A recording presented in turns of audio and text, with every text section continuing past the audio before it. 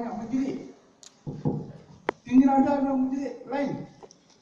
Tinggal ada berarti you have to buat nada agak tinggi. Tapi menjerit tadi. Itu yang for the mood of the story. Jadi itu satu. Yang kedua ialah dialog. You terikat dengan dialog sangat saja. You jadi lupa soal acting. You terikat dengan dialog. Jadi dialog tu dahsyat lah. Tapi kita bukan berdialog. Kita movement. You punya aksi tu yang lebih penting. Dialog hanya memandu. Tapi you buat dialog tu menjadi paling penting. Makanya dialog tu mengontrol you. Jadi acting tu jadi take off.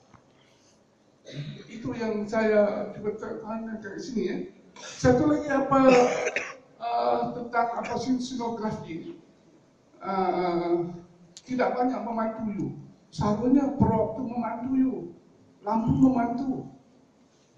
Kalau lakonan tak baik, keadaan tak baik, tapi prop dia banyak membantu you. Begitu juga dengan lighting, banyak membantu, tapi lighting tak membantu you. You terangkan lampu itu je, tapi tak banyak membantu, tak tolong you.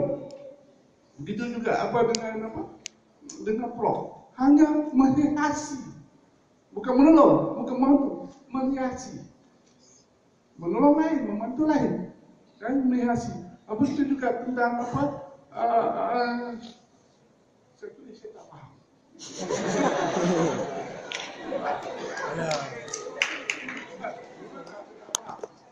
Tulis tapi saya tak faham.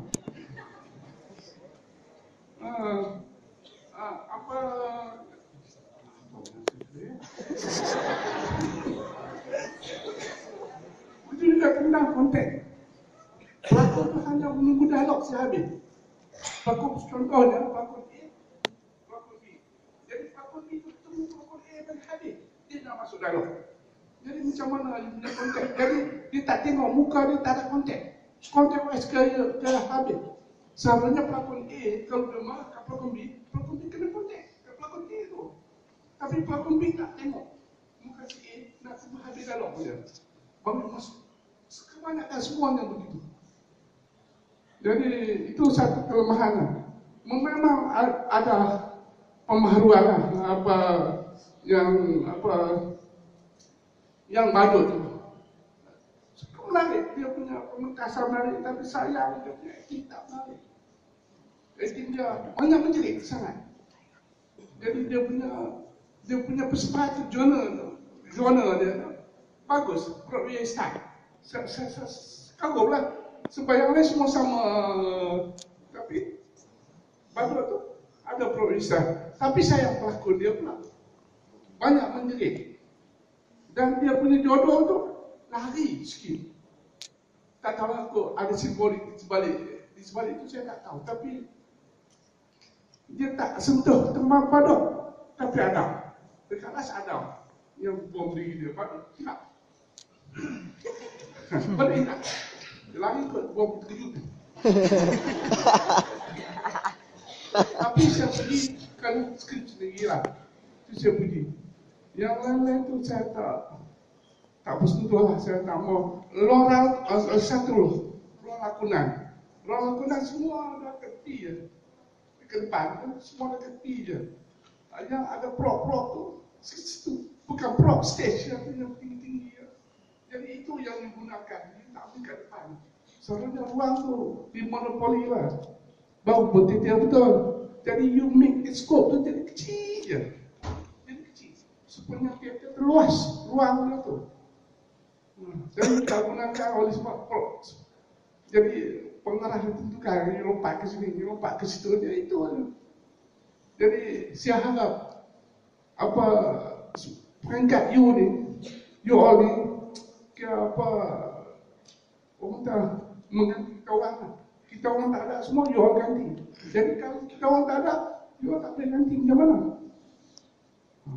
Itu yang saya anggap tu. Sebab itu bila kita berteater kan, kita berpikiran kita tu harus dibuka dan kita kecilkan apa pengarah kata ikut.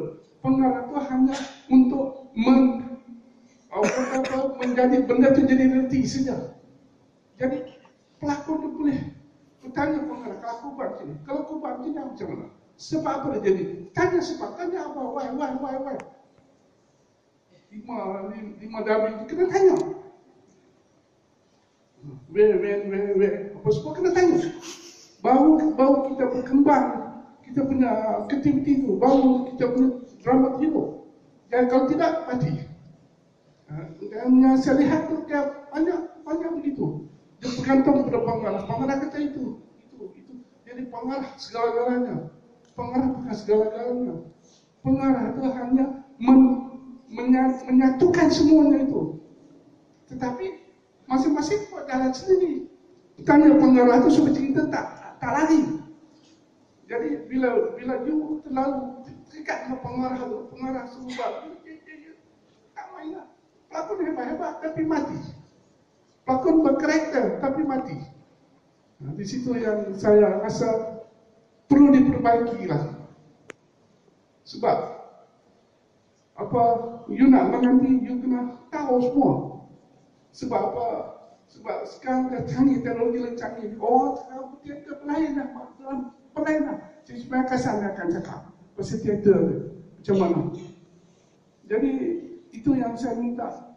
You cuba sedaya upaya buat balik.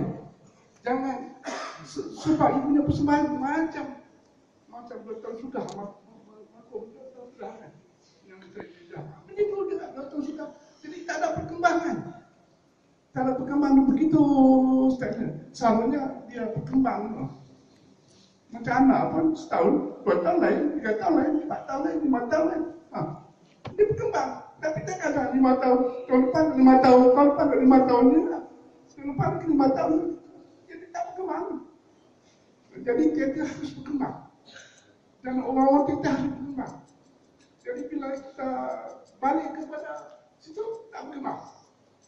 Yang berkembang ni, yang beritam ni putih.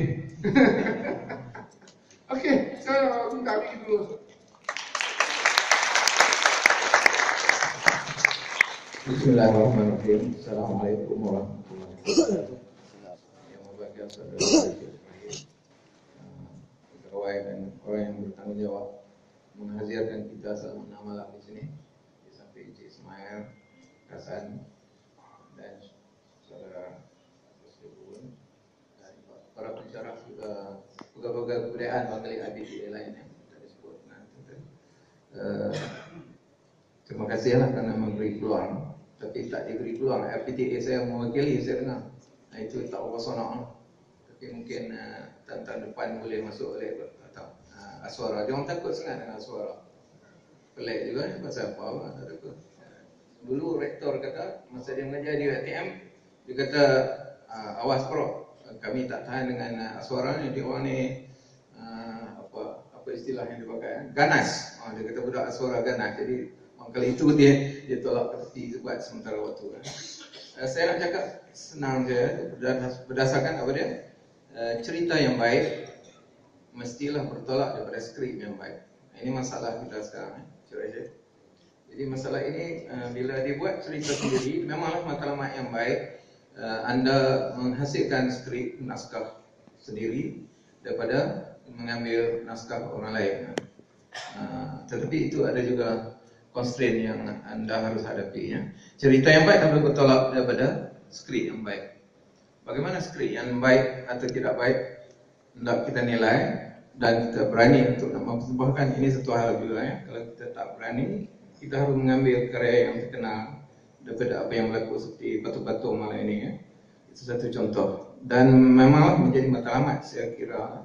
Walaupun 3 penilaian yang dihakimi selama 6 malam berturut ini tidak menyentuh soal skrip. Maka itu akan masuk dalam pasal yang seterusnya. Tetapi sebagai pelajar yang tinggi nilai akademik dan daya kreatifnya, elok dipikirkan bahawa maklum akan membuat satu kursus yang khas bagaimana untuk menghasilkan skrip yang baik. Saya kecewa melihat bagaimana sinopsis ditulis dalam bahasa yang cukup abstrak, tak boleh faham maksud. Sinopsis ada 2 halaman. Ini dah storyline dah jadi. Sinopsis harus ditulis dalam satu parah dah cukup. Ini menunjukkan bahawa barangkali penulis itu tidak ada pengalaman, tidak terlatih, dan ini hasil inisiatif mereka sendiri untuk nak menghasilkan apa yang terbaik, apa yang mampu mereka lakukan. Itu walaupun apa kita ucap tahniah di atas jalan yang sudah itu ya. Apapun bertolak dalam pertandingan, dalam persembahan seni, persembahan perpaduan ini ialah penghayatan. Dia bermula daripada penghayatan yang baik, insya-Allah akan membawa semangat anda memasuki roh anda memasuki dalam cerita yang sedang dipentaskan itu. Itu maksud saya. Penghayatan itu sangat penting kerana dia akan menjadi trust kepada persembahan yang baik, ataupun adanya persembahan yang terlalu cepat seperti saudara sebut tadi. Mereka nak cepat habis cerita tu. Jadi dialog pun macam kereta api berjalan. Selalu ni. Ini tidak boleh jadi. Dan kesalahan saya terfikir ini fenomena menjerit ni bakal sudah terjadi di semua FPTA kita sekarang ini. Jadi itu juga akan menjerit di atas pentas. Kami tak dengar apa dialog yang disebut oleh pelakon itu. Sama ada waktu dia marah, waktu dia gembira, atau waktu biasa. Dia tak jelas. Kelemahan kita sekarang ini kerana tidak tahu bercakap atau tidak pandai menyebut intonasi yang betul setiap perkataan yang mereka luahkan itu. Ini satu masalah. Jadi kalau dialog yang tak jelas tidak didengari oleh panel juri, sama ada panel juri itu peka atau saudara yang salah sebut, jangan keliru gitu. Kedua ialah skrip yang adaptasi. Ini juga akan membawa kebaikan ataupun keburukan. Tetapi saya fikir berdasarkan beberapa skrip yang dipentaskan sebelum ini sangat baik, dan saya terfikir lebih baik daripada cerita yang asalnya itu sendiri ya. Apabila lakonannya, penghayatannya anda dapat lakukan dengan terbaik. Ini terjadilah pada cerita yang musim persembahan itu. Taufik Al-Hakim kita tahu kan? Taufik Al-Hakim adalah seorang sastrawan berwibawa di Mesir. Majoriti karya-karya beliau adalah soal falsafah. Dia ambil benda yang kecil saja dia nak cerita, tetapi sangat menarik. Humanitisnya, kemanusiaannya, dan juga sifat kita membaca diri sendiri, menilai ke dalam diri sendiri, bermuhasabah itu sangat kuat dalam karya-karya Taufik Al-Hakim itu. Itu satunya. Dan saya fikir itu saja.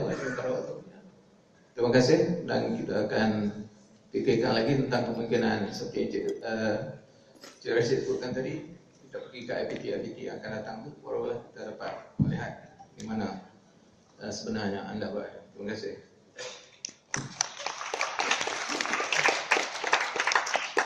Assalamualaikum warahmatullahi wabarakatuh. Izinkan saya berdiri.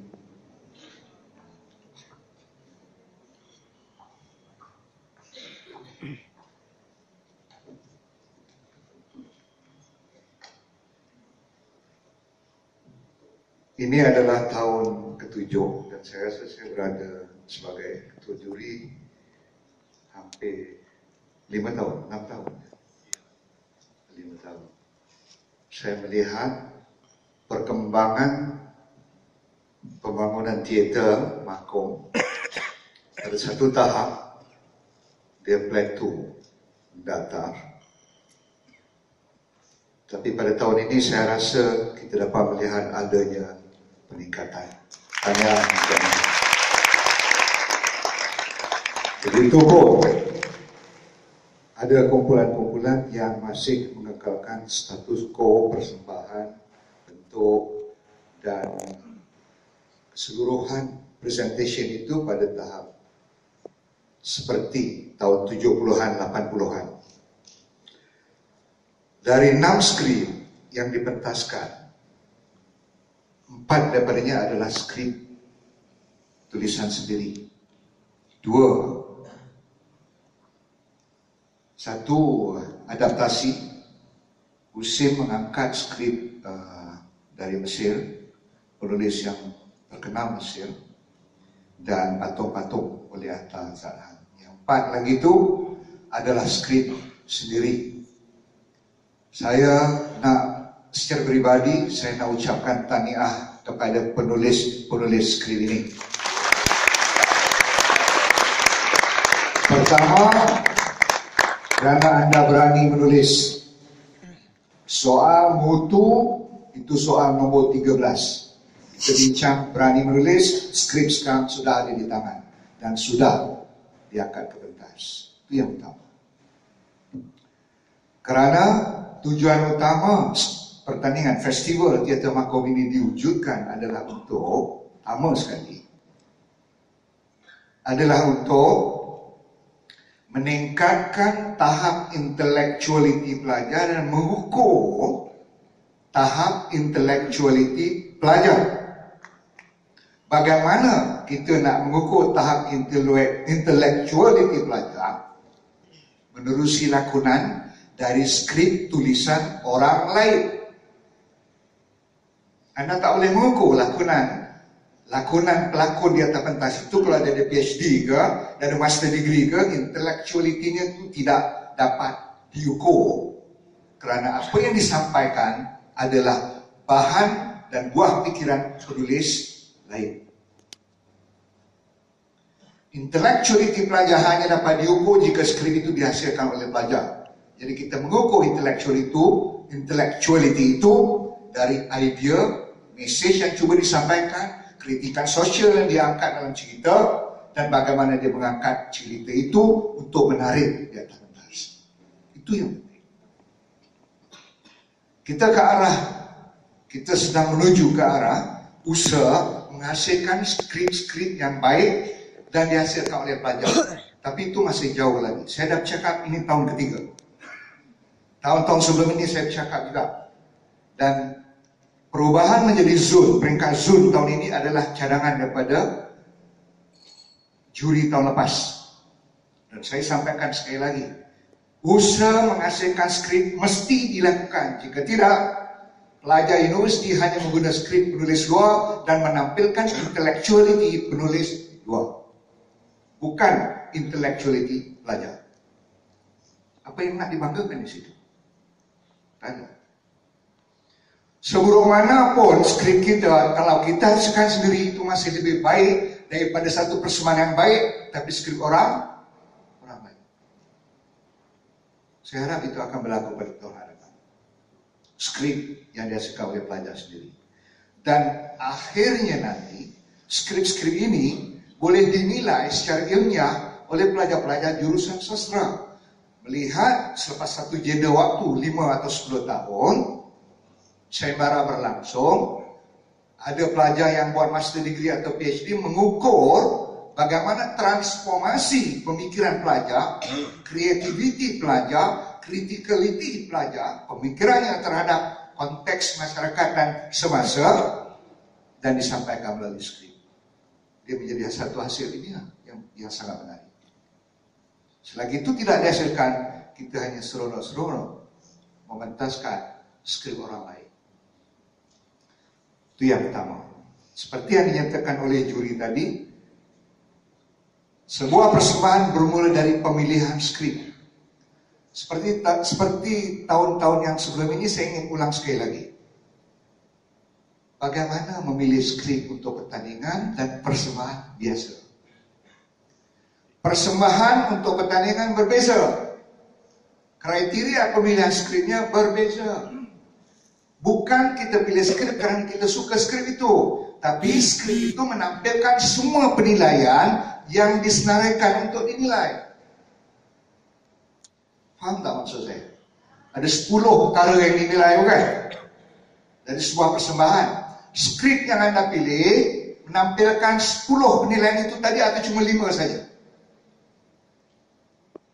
Dia tak ada pelakon lelaki terbaik dalam skrip, tak ada pelakon wanita terbaik, dah handicap. Cuma ada seorang saja pelakon wanita, pelakon lelaki tak ada, handicap dah. Kalau ada 10 hadiah, anda menampilkan 5 saja untuk bertanding, probability anda untuk menang 5, maknanya 50% daripada 100%. Tapi kalau skrip yang anda pilih itu menampilkan 10 faktor yang dinilai itu, possibility anda untuk berjaya adalah 100%. Itu pemilihan skrip. Kalau pelakon cuma 2 orang saja berlakon di atas pentas, paling banyak dia boleh terima adalah 3 atau 4 hadiah daripada 10. Pelakon, kalau dua-dua bagus, pelakon lelaki terbaik, pelakon wanita terbaik. Pelakon pembantu tak ada, pelakon lelaki pembantu tak ada, wanita pun tak ada. Pengarahan dia menang, teknik sinografi dia menang, kata 4 hadiah paling tinggi. Bagaimana anda nak menang keseluruhan sebagai satu persembahan yang jumud, yang jitu, yang consolidated sifatnya, kalau cuma ada 4 hadiah yang anda menang? So pemilihan skrip cukup penting. Bukan skrip yang anda suka, tapi skrip yang boleh dibawa ke pentas untuk ditandingkan menampilkan 10 kriteria yang dinilai. Itu pilih skrip sedemikian. Kedua, skrip yang dipilih mesti boleh menampilkan aksi, bukan hanya dialog semata-mata. Sebab ada 2 aspek di situ.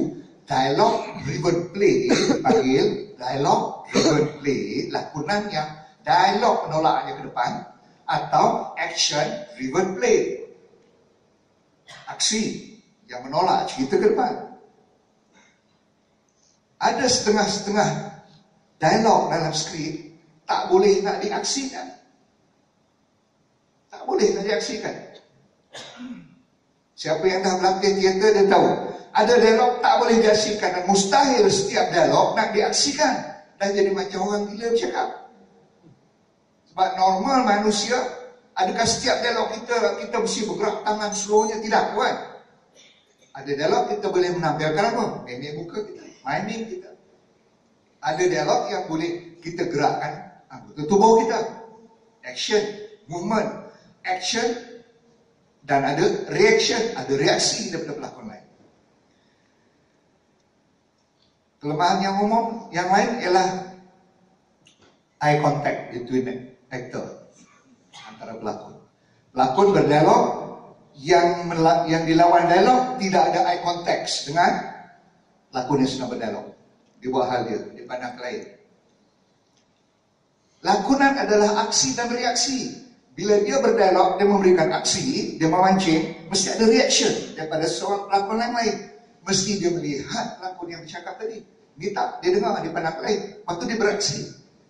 Nampak sangat yang pelakon ini hanya menunggu cue untuk dialog dia saja. Tak ada action dan reaction. Okey? Tapi saya nak pergi lebih khusus. Sebab kalau tidak, kita tak tahu kelemahan-kelemahan masing-masing. Sebagai juri, kita cuba menilai. Sekarang dunia teater berubah. Banyak perubahan dalam teater. Dalam dunia teater, seluruh dunia. Bentuk lakonan itu berubah. Bentuk lakonan tahun 60-an, 70-an, 80-an, 90-an berubah. Dan kami, juri-juri yang zaman dinosaur ni, kami terpaksa menyesuaikan diri kami, meremajakan minda dan hati untuk cuba melihat apa yang cuba disampaikan oleh generasi sekarang dalam bentuk aksi. Walaupun lakonan itu dari zaman Adam sampai sekarang sama, lakonan manusia berlakon tetap sama. Kita semua berlakon. Dalam kehidupan kita berlakon. Tetapi mesti ada perubahan. Mesti ada sesuatu yang baru dalam konteks lakonan. Sekarang ada dipanggil apa, teater tanpa lakon, teater tanpa pelakon. Sudah ada konsep teater tanpa pelakon. Sudah ada pelbagai bentuk konsep lakonan yang baru yang tidak terikat lagi kepada the method ataupun pendekatan oleh Stanislavski. Aspek lakonan yang kita pelajari tahun 60-an, 70-an dulu, yang berasaskan kepada psikologi manusia. Sebab bidang psikologi pun berkembang. Jadi kami cuba mengikuti itu, kami cuba melihat itu dari awal hingga akhir. Saya ingin mengulas satu persatu. Di sebalik pintu satu usaha yang baik, kejanggalan-kejanggalan terjadi oleh pelakon-pelakon kerana masing-masing kaku dari segi lakonan. Agak kaku. Kerana pelakon terikat kepada skrip yang baku. Dia terikat kepada skrip yang baku. Ada dilema di situ. Di kalangan penulis skrip, dalam pertandingan menulis skrip, ini satu rahsia besar penulis skrip. Saya nak cakap ni, saya dah menang 11 kali, 9 kali tempat pertama peringkat bangsa. Jadi saya berhak untuk cakap. Bukan kerana saya nak kata saya bagus, tidak. Saya menasihati. Untuk menang pertandingan menulis skrip peringkat kebangsaan, anda kena buat balancing. Skrip yang nahu, tata bahasanya betul, tetapi boleh dilakonkan dengan tidak terlalu formal di pentas. Itu skripnya. Kalau anda terlalu terikat dengan nahu dan tata bahasa, dia akan jadi dry, kaku. Tapi kalau terlalu longgar, dia akan jadi skrip yang tidak ada nilai sastra, maka tidak akan menang. So, penulis skrip yang baik ialah dia boleh buat balancing. Tetapi lain cerita dan persoalannya bila skrip tadi dia akan ke pentas. Sebab itu menaksir kemampuan pengarah dan pelakon menukarkan skrip yang terikat dengan nahu dan tata bahasa yang formal itu menjadi gaya bahasa percakapan harian.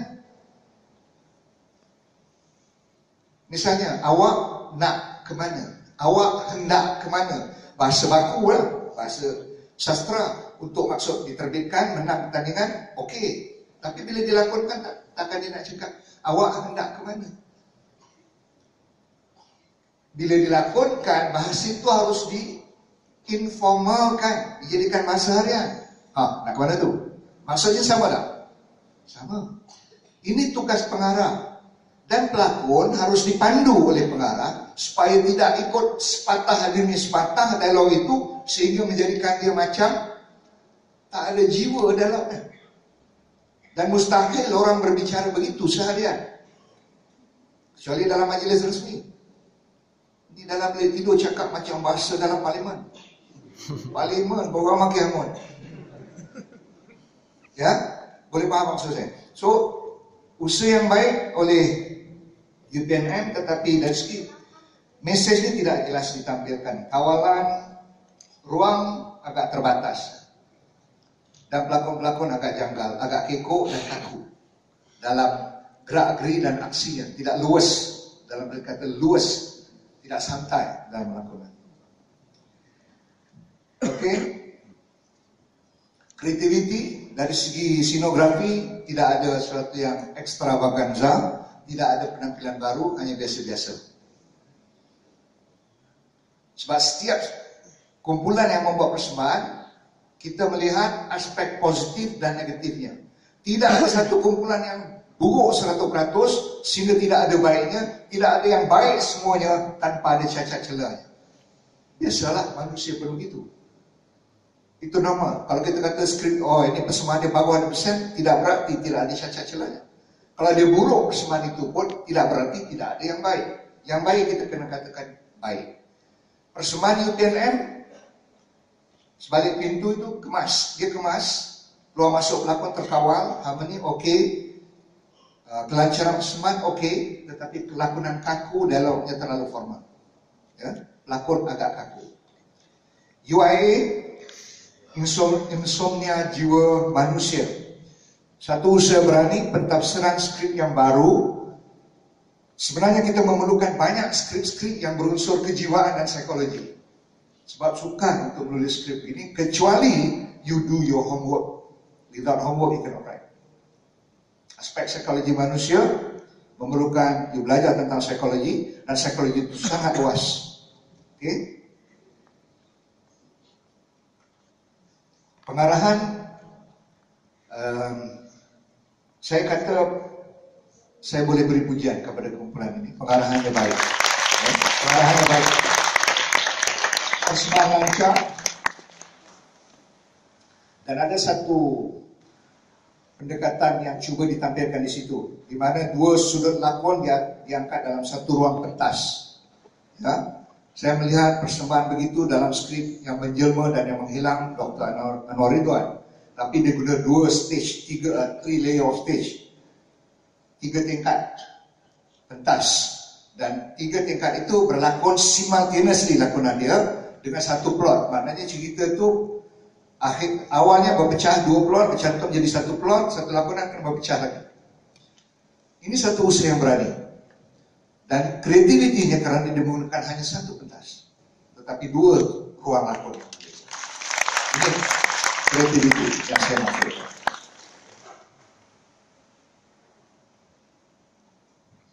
Lakonan pelakon watak ibu sangat baik. Watak Ana juga baik, menegakkan momentum dan attitude, sikap dan wataknya dari awal hingga akhir. Pernah ada lakonan sebelum ini, Yuan di Istana Budaya cuba menampilkan watak yang ini tadi insomnia. Insomnia membawa, dia tidak disebutkan sebagai psikosomatik. Watak yang psikosomatik you kena kaji lebih detail watak yang psikosoma ni tadi. Tetapi ini insomnia. Tetapi insomnia boleh membawa kepada perilaku-perilaku yang di luar kawalan. Tambah insomnia watak ini adalah kerana pengaruh daripada masa silam. Ada unsettled business. Ana, watak Ana dan watak adiknya Kirana yang sudah mati dan yang menjajaskan pemikiran ibunya sehingga gila dan membawa kepada Ana membunuh ibunya. Dan di akhir cerita ada satu quotation dalam saya baca berulang-ulang, in between dan tersirat, kemungkinan Ana lah yang membunuh adiknya Kirana. Jadi yang tersurat, ya, skrip yang baik.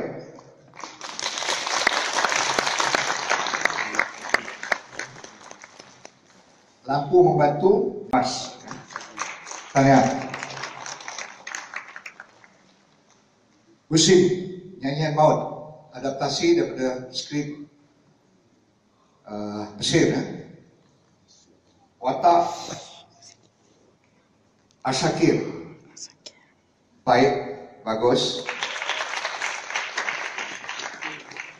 Watak yang membantu beliau ada dua, datang berselang-seli antara Mabruka dan Sumeda dan anaknya Alwan. Kelemahan persembahan ini adalah cuma 4 watak. Itu yang saya katakan tadi pemilihan skrip. Anda pergi berperang dengan 4 senapang. Ya, satu keberanian, betul. Tapi kalau menang pun 4 terbaik, 4 aja daripada 10. Boleh faham maksud saya? Ya, walaupun dia baik, dia menang 4. Kalau ada kumpulan yang menang 6, dia dah kalah. 6 hadiah daripada 10 hadiah, kalah. Mustahil kita dapat menang semuanya. Okey. Cerita ini ditulis, cerita ini mesejnya simple. Dendam, dan dendam itu menurut budaya Arab, ya. Budaya Mesir, bukan Arab, Arab Mesir. Dan mereka berdendam, anak membunuh, diharap anak dia membunuh. So di mana klimaks itu sebenarnya? Detik bila klimaks cerita itu? Ada pengarahnya, ada pelakon utama. Detik bila sebenarnya dalam cerita itu adalah klimaks cerita? Sebab bagi saya klimaks cerita itu gagal ditimbulkan.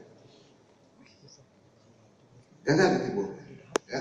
Sebab anda kena kenal pasti klimaks itu dan bawa lakonan itu sampai kepada klimaks, punch klimaks itu dan selesai cerita. Klimaks itu gagal dibangunkan dan ditimbulkan. Ya.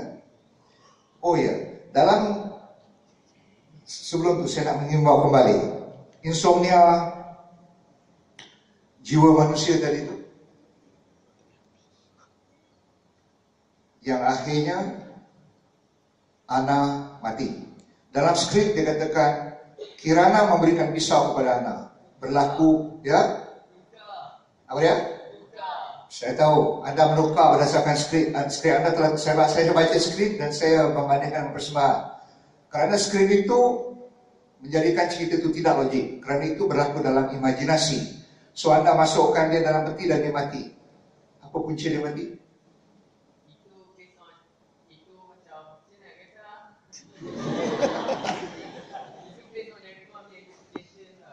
Ya, tapi kematian mesti ada sebab. Sebab kematian watak adalah satu yang besar di kertas. Kematian manusia seharian juga adalah satu hal besar. Tapi anak masuk dalam peti dan mati. Dan mati. As simple as that. Dia mesti ada sebab kematiannya. Itu harus dibangunkan dalam skrip satu atau timbulkannya dalam lakonan di kertas, ya. The reason dia mati. Kenapa? Sebab dia mati. Okey? Ya, tak apa. Saya ulas dulu. Nanti kita bincang selepas di dalam soal jawab. Ya. Sebab itu sebuah persembahan, kalau perlu penjelasan selepas persembahan, maknanya dia persembahan itu sudah tidak memberikan mesej dan tidak jelas oleh penonton. Simple saja. Sebab jawapan mesti diberi masa persembahan, bukan selepas persembahan. Anda boleh bercerita tentang kewajaran-kewajaran dan reason sesuatu yang tentang itu 4 hari 4 malam, tapi itu tidak akan memulihkan kekecewaan penonton yang tidak dapat menjawab masa persembahan itu berjalan. Sebab itu perlu diberikan jawapan. Ya, ini perlu hati-hati. But the whole thing is good. Bagi saya cukup baik. Okey, kita pergi kepada UPM. Sorry. Tinggal UM kan? UM, Cik Rasyid pun. Ya.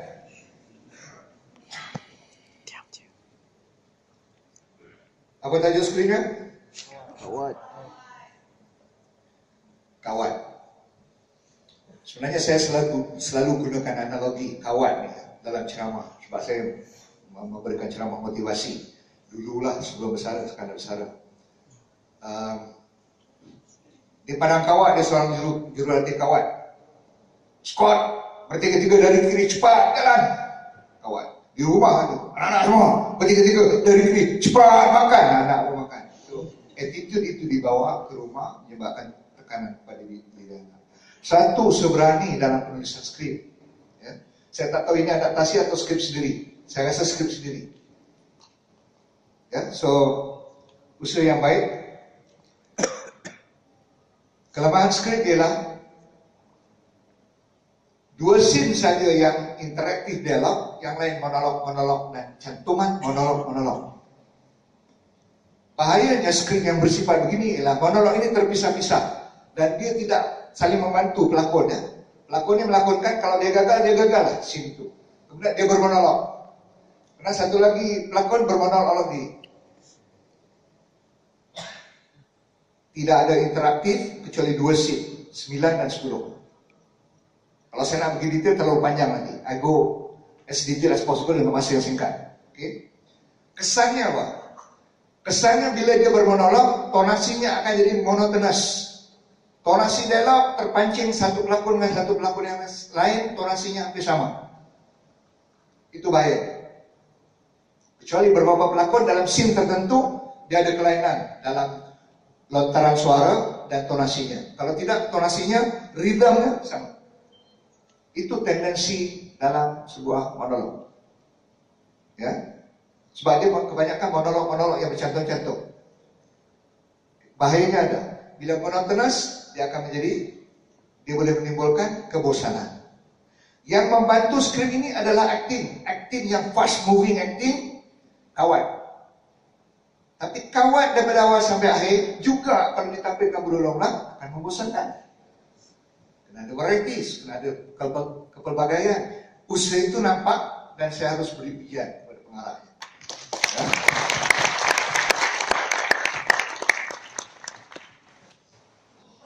Cahaya, penggunaan scenografi bagus, set plot minimum.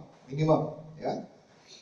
Pendekatan minim prop dan set ini bukan baru, ini dah lama, atau 70-an pun sudah ada lakonan-lakonan begini.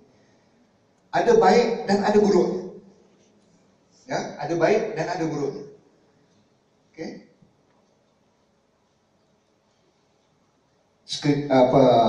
Set prop yang minimal ini. Kerana kita pergi kepada Badut, saya nak cepatkan ya. Badut, UPM. Konsepnya, saya cuba tune up my mind to remember the whole story ya, jalan cerita. Badut adalah kisah pembalasan dendam seorang watak manusia bernama Adam kerana ibunya yang mengendalikan rumah anak-anak yatim telah mati dibom oleh Tuan Khalid. Cerita dia itu je, dendam kan? Okay. Dia menggunakan Amelia, dia menggunakan Rose dan Omar, watak yang dibesarkan bersama-sama di rumah anak yatim tadi. Dan datang watak baru, Arman. Skrip ini dipentaskan dengan gaya Broadway. Ini satu yang menarik. Dan bagi saya saya kena ucapkan tahniah kepada kumpulan ini kerana berani. Broadway style. Bagaimana Bu? Kalau baik bisa diburuk juga. Kelebihan ada kelemahan. Kayak Broadway yang Anda buat, sebab Broadway ini the fast moving dialog. Teaternya dialogkan itu dengan laju. Teater Malaysia dah biasa melankoli, cakap sepatah, buat memeng muka sepatah. Oh, lambat habis. Letih nak habiskan dialog kalau panjang-panjang. So, berbeza dengan fast moving acting dan dialog, ini pendekatan yang dipakai oleh kebanyakan teater Eropah. You pergi Broadway ke West End ke, this is the style. So, bagus. Ini bagus. Bagi saya satu perkembangan yang baik. Satu usaha yang berani, tapi berani mati. Sebab, kalau terlalu laju Anda berdialog, tonasinya Anda tidak dapat kawal, diksi Anda akan lari, sebutan akan lari, sebutan itu tidak berapa jelas, message tak sampai. Satu. Kedua, you need to focus on key dialogue yang push the story forward. Plot itu ditolak oleh key dialogue. Key dialogue ini yang penting sebab dia akan memberi kesan di akhir cerita nanti. Key dialogue itu kena dilontarkan dengan diksi yang betul, ada hanging, ada konsep hanging supaya penonton tunggu baru lontarkan dialog tadi. Supaya message sampai. Kalau laju saya daripada awal, penonton tak tahu. Bahawa itu adalah key dialogue yang push the plot forward dan ada impact di belakang cerita nanti. So, di situ ada kelemahan. Itu bukan anda saja. Mana-mana kumpulan, misalnya dalam grup teater siapa ni yang kebangsaan ya, Actor Studio ini pendekatan Actor Studio. Dia macam sitcom, macam stand up comedy, dia fast sebab dia nak penonton berfikir dengan cepat. Bahayanya ialah itu tadi saya katakan kurang jelas sebutan dan diksi. So penekanan oleh pengarah terhadap pelakon ialah lontaran suara dan diksi yang betul supaya penonton dengar dan dapat tangkap di mana keywords dalam ya. Kawalan ruang superb. Bagi saya kawalan ruang hebat ya. Dan cabaran besar bagi kumpulan badut ini ialah saya tak tahu bagaimana, how you do it, menukar kostum. I think you can explain it.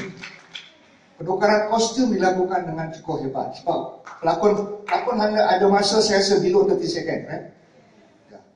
You have only below 30 second to change the costume, then you did it. You did it.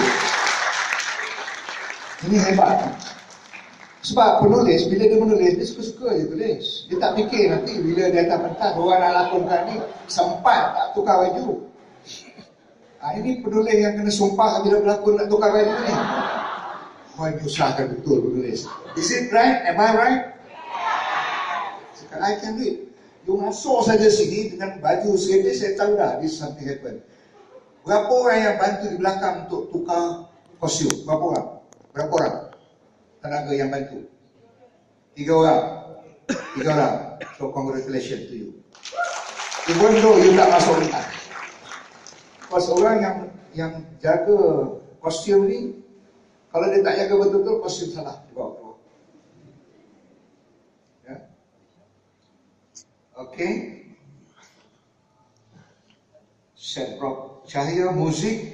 Okey, saya nak komen. Ini satu penggunaan live music. Kumpulan ini saya menggunakan live music, yang lain menggunakan rakaman. Live music, peringkat awal ada muzik yang mengganggu lakonan. Sebab manusia tekan. But sound you need to control. It's a good effort. Dia ada ala-ala opera sikit. It's Broadway style. That is Broadway style. Ada ala-ala opera. Kena dikawal. Cuma sampai saya ingat after 10% of the story, then music dah boleh kawal. But key kemasukan muzik dengan cahaya dengan lakonan sharp and very precise. Very sharp. Very sharp. Jatuhan lampu dengan muzik dengan lakonan very sharp. And itu hanya terhasil dengan mata yang tepat dari seorang pengarah.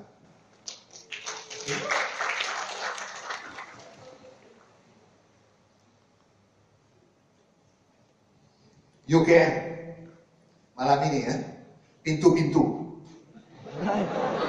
patung-patung, jadi pintu-pintu. Ya tadi saya kata pepatung, kalau tak jadi patung-patung dia jadi pepatung. So patung-patung. Soalan saya lah, kenapa skrip ini dipilih? Skrip ini skrip inspirasi tahun 70-an. Relevankah isu itu sekarang? Itu satu. Itu saya kata skrip bukan kita pilih kerana kita suka, tapi skrip itu kerana kita nak masuk pertandingan. Skrip untuk kita buat persembahan berbeza. Itu kau suka kita lah, kita nak buat persembahan. Tapi skrip ini untuk pertandingan. Skrip patung-patung ni sebenarnya skrip bunuh diri. Kalau tidak ditangani dengan betul. Saya nak tanya, faham ke apa mesej utama dalam cerita patung-patung ni? Apa mesej utama dia? Who is the director? Apa mesej dia? Dapat dari sana ya. Boleh gunakan mikrofon tu. Tak payah berdiri dah apa. Terima kasih Tuan Ismail. Ya.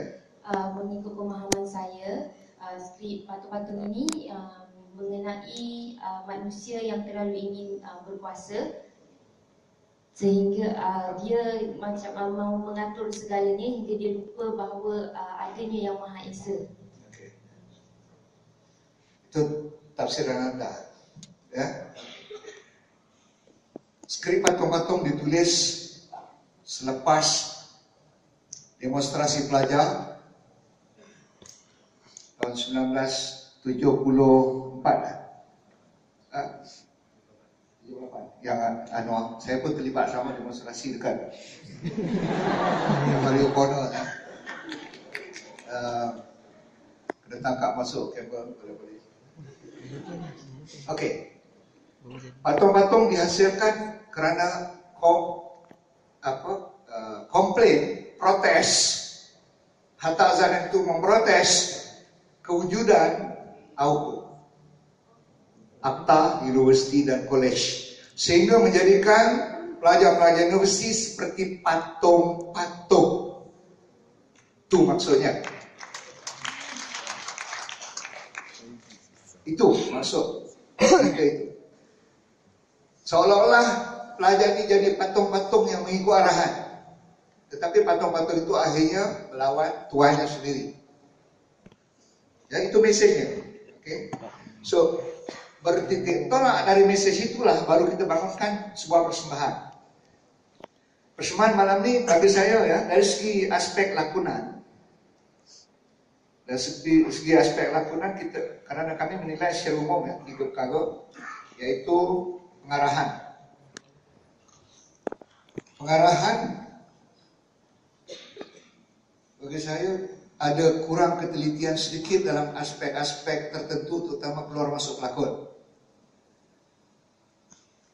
Yang kedua, definisi sebenar atau mesej sebenar itu perlu jelas untuk dapat watak-watak itu membawa mesej dengan tonasi yang betul, mesej yang betul dalam lakonan.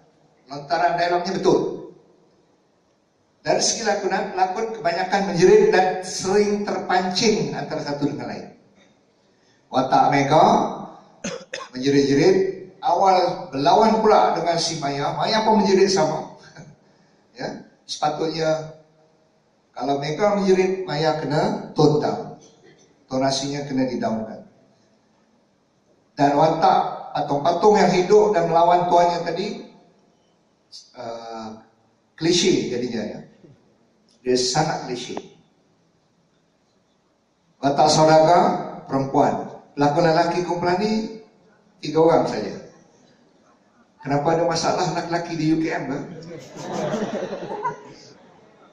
Kenapa 3 orang ni saja?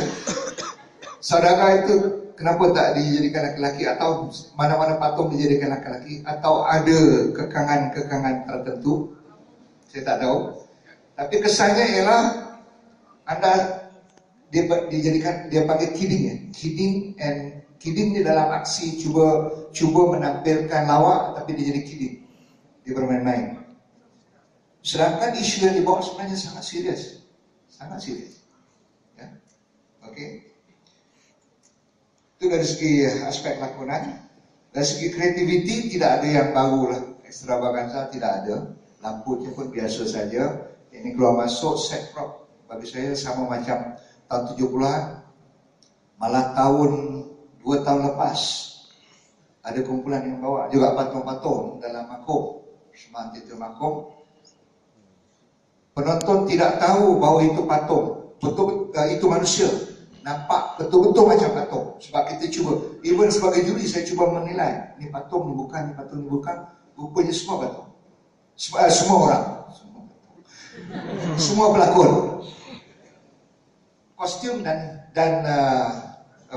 make upnya menampakkan dia macam patung dengan position yang memang macam patung. Daripada awal. Ya. Skrip yang seperti ini, kalau kreatif pengarah, Anda boleh menampilkan teknik yang pelbagai dalam persembahan. Sebab there is unlimited creativity untuk anak. Very open script yang terbuka untuk creativity. Okay. Cuma tadi agak down sikit sebab skripnya panjang, monotonous, jadi boring. Penonton jadi bosan. Kerana tidak ada sesuatu yang lain yang ditampilkan di pentas. So ini kena berhati-hati ya. So itu komen saya. Saya komen secara jelas terus ya. Tidak berapa lah, saya dah lebih 5 minit ni. Mau 30 minit dah. Saya minta maaf. Tapi we need to learn something. Kalau tidak, komen itu tidak membawa apa-apa arti untuk menambah baik dan penambahbaikan kita pada masa akan datang. Anggap apa yang anda lakukan di pentas ini, semua kumpulan cuba menampilkan yang terbaik. Semua kumpulan berusaha dengan limited resources anda, semua mempunyai keterbatasannya, cuba menampilkan yang terbaik di pentas ini. Tetapi gunakan, yang itu penting, gunakan kemahuan anda untuk menampilkan yang terbaik itu untuk membuat persembahan yang lebih baik di pentas kehidupan di luar sana nanti. Itu lebih penting untuk anda. Ya, kita kalah, tidak menang di sini, tapi kita menang di pentas sebenar yang lebih besar di luar sana. Terima kasih. Assalamualaikum. Terima kasih. Okey, kita ada masa lagi tak banyak dan saya buka kepada anda semua untuk apa-apa perkara yang nak ditanya, persoalan, pertanyaan dan sebagainya.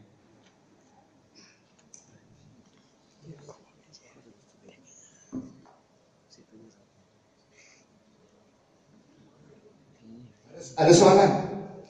Kalau tak, jangan takut ya. Ini anggap ini sidang ilmu di mana kita bertukar-tukar pikiran.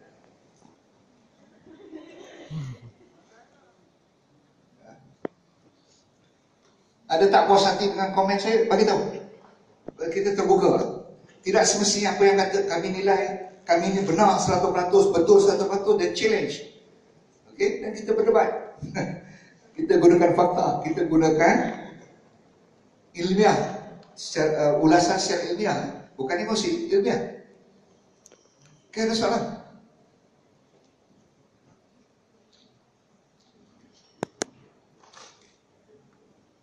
Okey, kalau tak ada soalan, ada soalan? Ada berani? Tak berani? Okey, ada.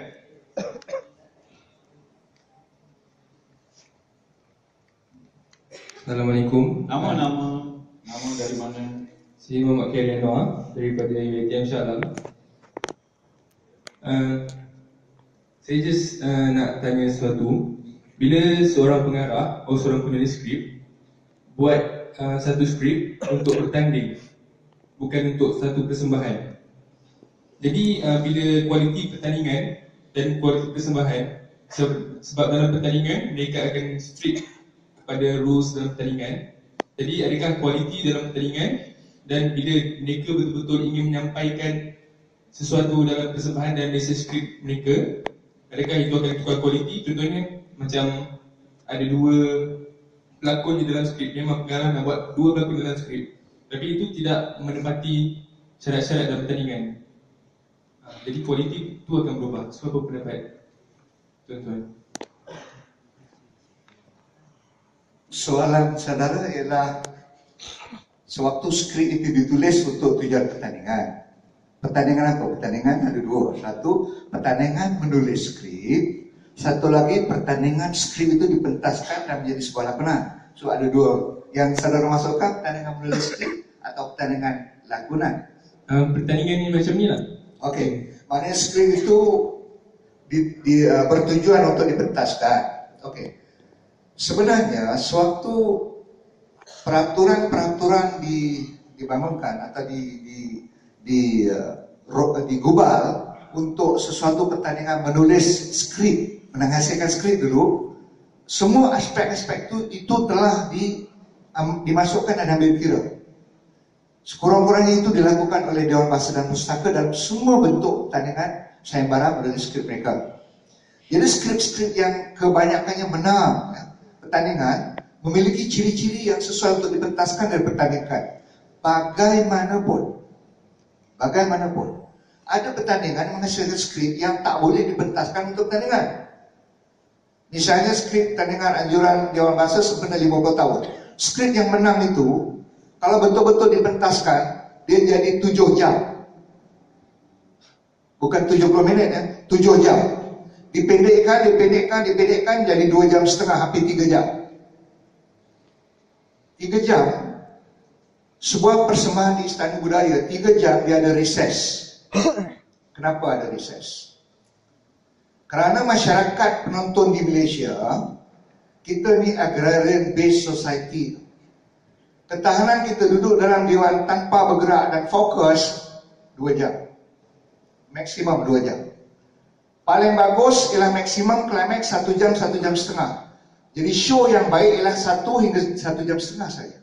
You drag sampai 2 jam, you have to portray all the extravaganza dan kelainan-kelainan persembahan di atas pentas. Kalau tidak, dia akan mula down. Sebab psychologically, masyarakat yang agrarian based society ini tidak ada ketahanan. Minda, psikologi untuk duduk di pentas tengok show 3 jam. Lain dengan negara maju. Negara maju, mereka boleh duduk tengok opera mereka 3 jam atau tengok persembahan soprano 3 jam tak bergerak. Pengsan kita kalau duduk tu. Saya belajar di Bremen, Germany. Profesor saya bagi tiket tengok persembahan konsert. Dia kata tiket ni mahal. Ismail, this is $300 tiket. Duduk. Saya dah rasa nak muntah, dah rasa nak pening. Tak boleh dia dah. 3 jam. Nak bangun, dia tarik, don't go out. Kalau nak go out, lepas persembahan dah selesai, satu-satu persembahan selesai dan baru kita boleh bergerak. Tengah menyanyi atau show, tak boleh bangun. Itu menghina. Mereka boleh, kerana mereka telah dilatih begitu. Ketahanan mental dia cukup lama. Masyarakat kita tak boleh. Ya? Sebab itu kalau berdebat pun 1 jam, lepas tu memang bertumbuk lah. Ini ciri masyarakat agraria. You read about psikologi masyarakat agraria. Itu telah ditulis oleh Dr. Awangan Sadeh. Baca, read that book. Apa ciri masyarakat agraria itu? Kita tak tahan lama. Sebab itu bertumbuk dalam parlimen pun bertumbuk. Persembahan yang baik maksimum 2 hours. But 2 hours is long enough. Cukup lama dah. So 1 jam setengah yang awal tu, you nak bermain-main boleh. Tapi yang 30 minit, last 30 minit tu, you have to give a big bang. Kalau tidak, penonton akan bosan. The show will be going down. So pemilihan skrip penting, ya. Okay. Saya kecilkan skop. Contohnya, cerita monolog yang dipentaskan. Macam contohnya yang Tuan cakap tadi, dalam pertandingan satu teater, kita ada 10 kategori. Dan kemungkinan untuk satu kumpulan tu menang, kalau dia menang 8 kategori, dan kumpulan yang ada monolog tu mungkin hanya menang 2 kategori. Dan walaupun kita tahu yang monolog tu lebih bagus skripnya dan pelakonnya dan arahannya, tapi dia hanya menang 2 kategori, kemungkinan untuk dia menang keseluruhan adalah sangat tipis. Ya. Itu maksud saya. So walaupun skrip yang ada pelakon bantu dan semua tu, lawan pelakon, arahan walaupun skripnya kurang menarik sedikit, tapi itu kemungkinan untuk menang. Adakah itu akan mengubah kualiti dari segi tempat pertama, kedua dan ketiga? Dalam keadaan tertentu itu boleh disangka. Kalau persamaan itu walaupun monolog dengan 2 pelakon tapi cukup kuat lakonan dia, itu pernah terjadi dalam event festival Pekan Teater Bangsa pun berlaku. Ada yang boleh menang kerana persamaannya cukup kuat, lakonannya cukup kuat, tapi itu memerlukan kekuatan yang hebat. Lebih mudah dia mengambil pelakon yang menepati semua ciri. Sekurang-kurang dia ada 4. Pelakon lelaki terbaik, wanita terbaik, pembantu lelaki terbaik, pembantu wanita terbaik. 4 ciri ni. Kemudian dia bank out, tentu ada pengarahan terbaik dan teknik laku. So ada 5, 6 hadiah. Kalau ada 4 pelakon ni dah ada 6 hadiah. So minimum you pilih skrip yang ada 4 pelakon. Simple. You pilih skrip yang ramai pelakon, cabaran lebih besar bagi seorang pengarah. Dia akan menyusahkan diri lagi. Dia tak senang bila ramai pelakon nak kawal. Jadi lebih susah. So the best way, cari skrip yang 4-5 pelakon saja. You boleh kawal dia, you boleh fokus kepada watak dia, dan you boleh, dan itu ada 6 daripada 10 hadiah, majority dah. Walaupun tak ramai pelakon, boleh menang. Boleh menang. Perlukan kekuatan sebab adakah anda yakin satu persembahan dengan seorang pelakon atau 2 pelakon misalnya, bukan bunuh diri, Dirsman, 2 pelakon, seorang pelakon. Cuba buat pertandingan, bukan bunuh diri, seorang pelakon, berlakon daripada awal sampai akhir, 1,5 jam, dan tidak membosankan. Kalau boleh itu dilakukan, boleh menang. Pelakon terbaik lelaki, pengarah terbaik, teknik lampu terbaik, 3 hadiah. Katalah ada kumpulan yang baik, menang sapu 6 hadiah. 3 ni dah tentu kolak, dia menang 3 hadiah saja. 3 hadiah saja. Itu pun belum tentu dia menang pengarah terbaik. Sebab bukan mudah untuk kita mengarah seorang atau 2 pelakon dan dia menang pengarah terbaik. Sebab cabaran sebagai pengarah dah kurang. The weightage of the job atau duty seorang pengarah itu mengawal 2 pelakon dengan 20 pelakon dan tentu berbeza. So kalau kita nak menilai yang mana lebih baik, kalau persembahan ini baik dengan 20 pelakon, keluar masuknya teratur, very smooth, tak ada barang tertinggal di pentas, keluar masuk teratur, sharp, precise, kostum cantik, dengan 2 orang je pelakon, cabarannya mesti lebih besar yang 20 tadi.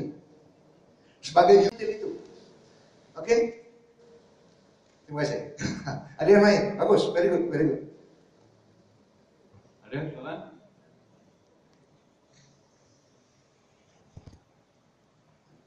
Okey, kalau tak ada soalan, saya rasa kita boleh tamat 11.30 lebih. Okey, untuk makluman semua, daripada komen pihak juri, so kita dah kena pasti, insyaAllah, ini bukan kita satu kejadian, insyaAllah. Selepas kita habis ke semua zon ini, kemungkinan kita akan mencadangkan untuk kita buat bengkel penulisan skrip untuk anda semua lah.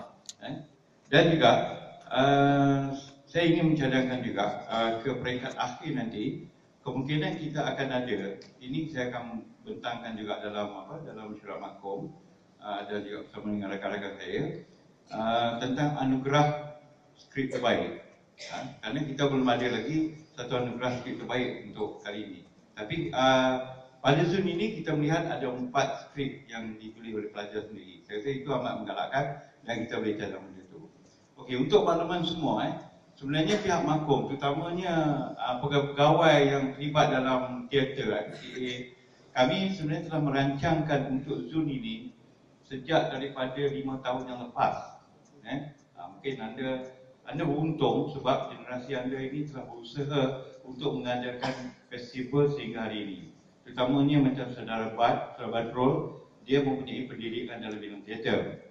So dia tahu macam mana untuk mengangkat satu-satu festival itu ke arah yang lebih baik. Kita ada rakan daripada UTHM, Cik Syaril, sama juga daripada UTM, dan ada juga rakan-rakan yang lain di kalangan teater sendiri. Jadi bermakna anda kena faham bahawa di pihak makom, terutamanya di bidang teater ini, kita sentiasa mengambil perhatian untuk mempertabatkan teater itu sendiri. Kalau anda tidak lakukan pada hari ini, dan tidak akan terjadi pada yang akan datang. Maksudnya sejarah pun bermula pada hari ini. So zonnya bermula pada hari ini. So saya ucap tahniah kepada anda kerana telah berjayakan untuk zon tengah. Tapi harus bersabar sehingga 2 zon lagi. Sehingga bersabar hingga 2 zon lagi, dan setelah 2 zon itu kita selesai, barulah kita akan memilih satu tahap, satu persembahan yang betul-betul kita fikirkan layak ke akhir. Jadi bermakna anda kena faham, di peringkat zon ini kita memilih kelayakan, kita tidak menilai kepada kemenangan. Jadi tahap kelayakan itulah menentukan kita di peringkat sekarang. Dan ini ada satu kualiti yang kita kena faham. Perbezaan ialah di zon kita menilai tahap kelayakan. Di peringkat akhir kita menilai tahap kualiti teater itu sendiri. Bagaimana kita nak memartabatkan teater itu sendiri. So saya ucap tahniah kepada anda telah berjaya untuk buat persembahan musik pada malam ini, dan kita bersabar untuk menunggu pada zon akan datang. Dan saya ucap terima kasih kepada jemaah Tuan Haji Rahim dan Encik Rusdi, dan juga rakan-rakan saya daripada program Makom selama dibina PTA selama 6 malam bersama-sama dengan kita, dan kepada anda semua. Saya sudahi dengan wabillahi taufiq wa hidayah. Wassalamualaikum.